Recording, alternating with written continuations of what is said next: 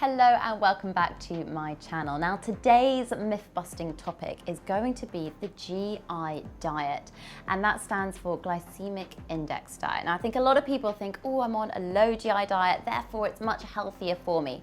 Well, let me break it down.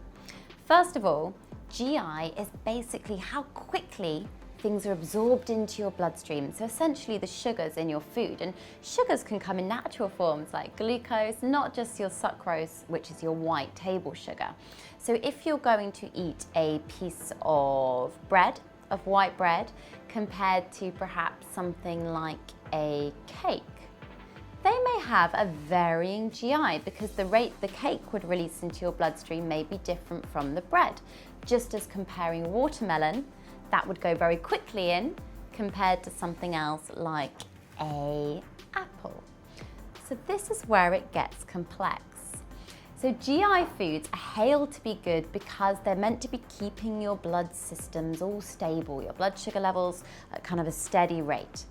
Now where it's flawed is that if you combine certain food groups like protein or fat with a type of sugar, let's say lactose in milk or glucose from your carbohydrates, that's going to then have an effect on the speed that that's released, which is why eating meals is very good. And I think a good example to use would be a smoothie versus a fruit juice. A smoothie contains fiber from all the vegetables, and you may have added some protein powder in that or some ground almonds or something else, some oats.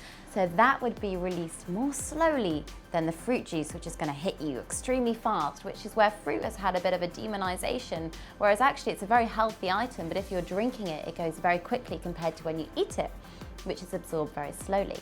Another example I would use a lot at talks is that a carrot has a higher GI than Nutella. And that's because Nutella contains a lot of fat, and even though there's a lot of sugar in there, there's a lot of fats to slow down the release of sugars into your bloodstream compared to the carrot. Again, a watermelon has a very high GI. So simply thinking just because it's low glycemic index or low GI is healthier is not quite correct. Food is very complex, and we're meant to be eating things in more of a balanced approach. We're not meant to be separating food groups, and we're meant to enjoy all things in moderation. There is no intrinsically good or intrinsically bad type of food. Now, of course, there are obviously exceptions because everyone is unique, and if you are perhaps type 2 diabetic, you do need to be aware of the impact on your blood sugar levels, and some high GI foods may be more favorable at different times compared to low GI foods as well. Now, if you guys want to read up and learn a lot more about glycemic index or nutrition in general, my first book, Re-Nourish, has a whole section on this. It breaks it down for you alongside loads of tasty recipes, and of course the nutrition platforms over on Instagram, Twitter and Facebook. So if you enjoyed this video, please do hit subscribe and leave a comment below and let me know what you want me to myth bust for you or educate you all on. I love to hear your feedback.